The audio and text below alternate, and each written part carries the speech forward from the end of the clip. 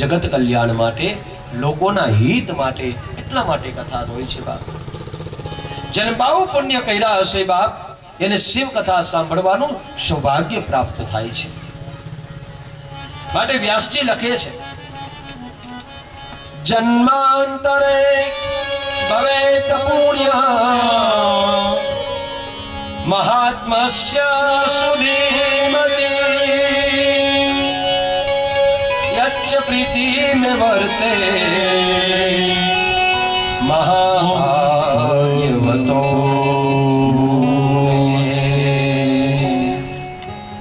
બહુ જન્માંતરે ભવેત પુણ્ય, બહુ જન્મના પુણ્ય ભેગા થાય ત્યારે મને ને તમને ભગવદ કથા સાંભળવાનો યશ પ્રાપ્ત થાય, લાભ મળે છે. અને એ કોણ સાંભળી શકે? સુધીમતિ, જેની મતિ શુદ્ધ છે, જેની બુદ્ધિ શુદ્ધ છે, હા, જેની મતિ દીક્ષિત છે, જેની બુદ્ધિ દીક્ષિત છે, હા, એ જ કથાને પોતાના હૃદયસ્થ કરી શકે. શુદ્ધ બુદ્ધિ વાળા જ કથાને, દીક્ષિત બુદ્ધિ વાળા જ કથાને હૃદયસ્થ કરી. શિક્ષિત બુદ્ધિ અને દીક્ષિત બુદ્ધિમાં ઘણો ફરક છે સાહેબ. શિક્ષિત બુદ્ધિ સાથે દીક્ષિત બુદ્ધિ થાય તો કથામાં ઓર આનંદ વધે. હા, કથામાં ઓર આનંદ આવે.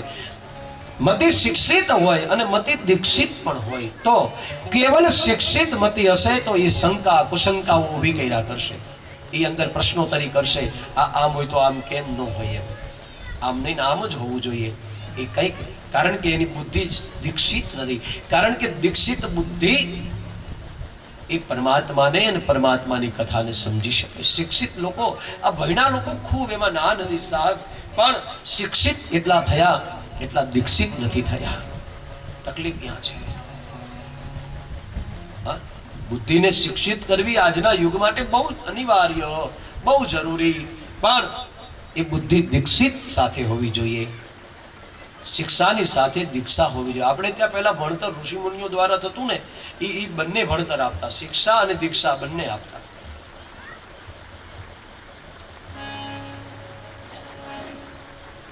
એટલે બહુ ભણ્યા છતાં પણ જેનું ધર્મમાંથી મન કોઈ દી ચલિત ન થયું, ધર્મ પ્રત્યે જેની અડગ શ્રદ્ધા રહી.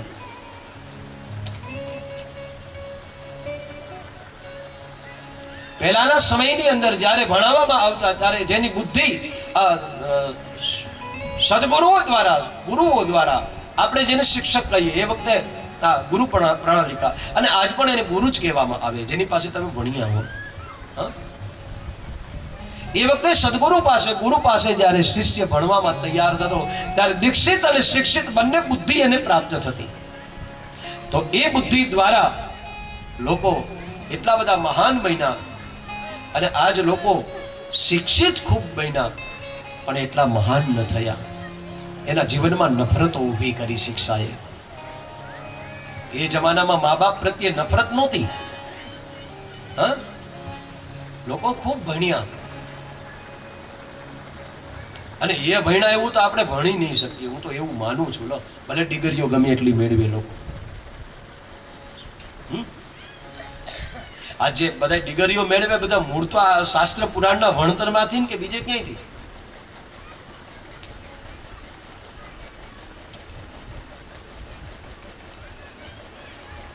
એ વખતે લોકો ભણ્યા બહુ, પણ સાથે દીક્ષિત શિક્ષિત બુદ્ધિ જ કેવલ નહોતી, દીક્ષિત બુદ્ધિ પણ હતી.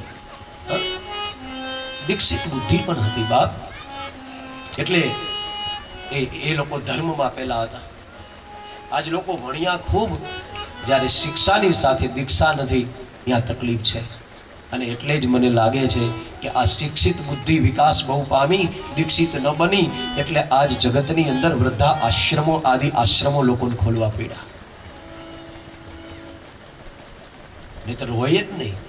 રામાકાલ વખતે નહોતું, કૃષ્ણકાલ વખતે આ નહોતું. હતા વૃદ્ધાશ્રમો હતા, અનાથ આશ્રમો હતા નહીં બા. કારણ કે કોઈ અનાથ જ નહોતું, સબ સનાથ ही सनाथ थे.